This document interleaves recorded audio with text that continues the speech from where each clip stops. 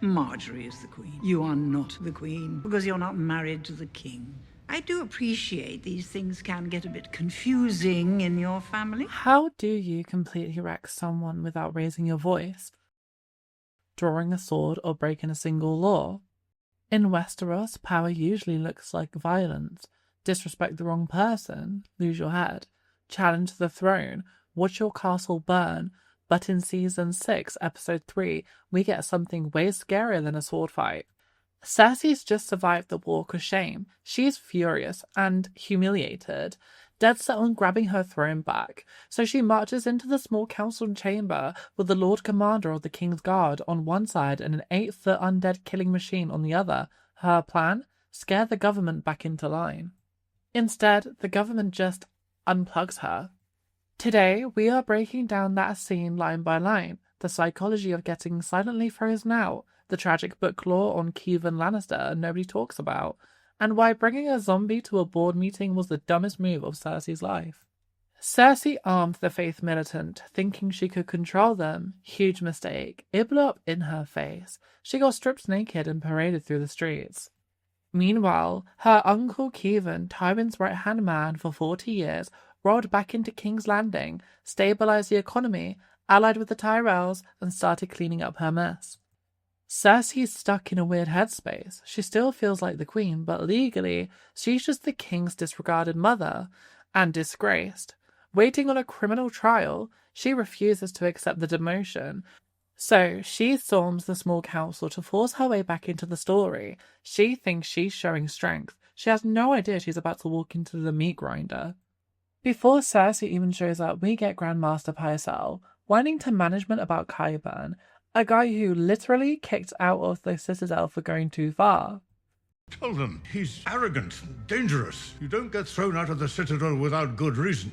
Pycelle's whole move is appeal to authority. He got thrown out, so he's bad. He completely ignores that Qyburn's shady science is actually delivering results. No one listened to my advice, so you... Classic weak bureaucratic behaviour, playing the victim, insisting nobody listens to him. What he's done to Gregor Clegane is an abomination. Then, in a genuinely brilliant bit of dramatic irony, Pycelle starts ranting about the abomination Qyburn created, not realising the abomination just walked in the room behind him. Never sanctioned this experiment. He's outraged that nobody sanctioned the experiment, not that there's an 8-foot zombie breathing down his neck. I, for one, think it will be in our best interest to have the beast destroyed. And then Pycelle turns around, sees the mountain, and his body just short-circuits. That alpha is played for laughs, but it's pure primal terror. Dude thought his head was about to get crushed like a grape. Can I help you? Why are you? Kevan doesn't even flinch, like she's lost tourists in the wrong office. Cersei ignores him and goes straight after Olenna Tyrell, demanding to know why a rival is sitting at her table. My mother. I was invited, my dear, to help deal with several troublesome issues, such as the queen's imprisonment. Olenna cuts her own son off to handle it herself.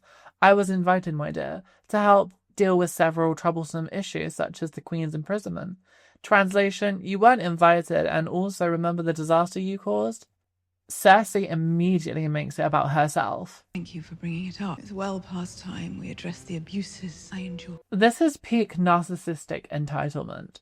She expects the room to drop everything and sympathise with her.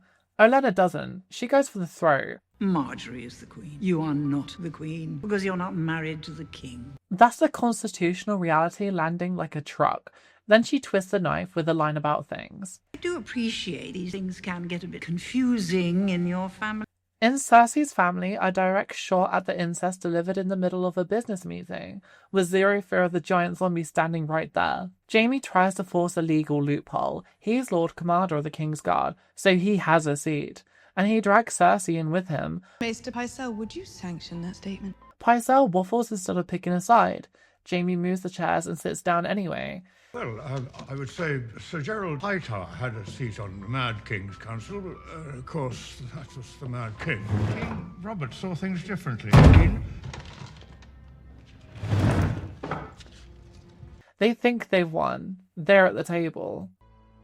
What about Marcella's death, Uncle? Do you consider the murder of your own blood a troublesome issue? Cersei tries to guilt trip her way to leverage, bringing up Marcella's murder to shame Kevan into backing a war.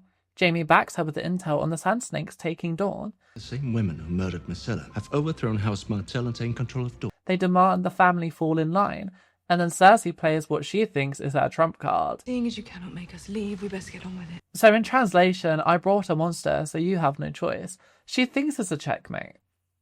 It's not, however. This is a masterclass in ostracism, and psychologically, getting frozen out by a group hits way harder than getting yelled at. Cersei showed up with coercive power, the threat of violence. Kevan operates on legitimate power. No, we cannot make you leave, and you cannot make us stay. Not unless you're going to have that thing murder us all.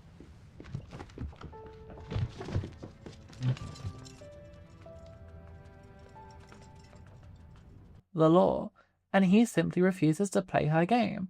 He knows the violence is a bluff. She can't actually order a massacre of the Hand of the King in broad daylight, so he just stands up and walks out. No arguing, no yelling, he just unplugs the mic. Cersei is now left sitting at an empty table, rolling over a room of ghosts.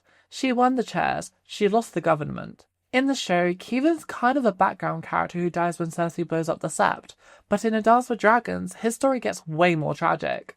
After Cersei tortures the realm with her paranoia, Kevan steps up as Lord Regent, and he actually fixes it, makes peace with the Tyrells, claims the faith militant, pulls the Seven Kingdoms back from collapse, doing exactly what Tywin would have done, just with more honour.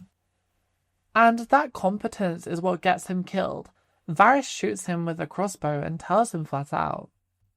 Daenerys or Aegon can't successfully invade a stable kingdom. Cersei's chaos is useful. Kevan fixing everything is a threat, so the spider takes him out, specifically because he was too good at his job. Cersei believes fear was a master key, bringing a big enough monster into the room and people fold. Kevan proved that's not true. Against someone who knows exactly where their own boundaries are, intimidation just doesn't land. Same goes for real life. Toxic boss, manipulative partner, chaotic family member, you don't always have to fight back. Sometimes the most devastating more available to you is just standing up, refusing to engage and walking out. Cersei thought she won that meeting. She actually just got exiled in the middle of it. And the humiliation, that silent rejection, is a big part of what pushed her towards the burning King's Landing to the ground. She needed them to look at her, no matter the cost.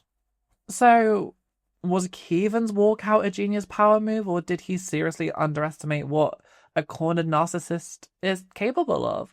Drop what your thoughts are in the comments, and thank you for watching, and make sure to like and subscribe also.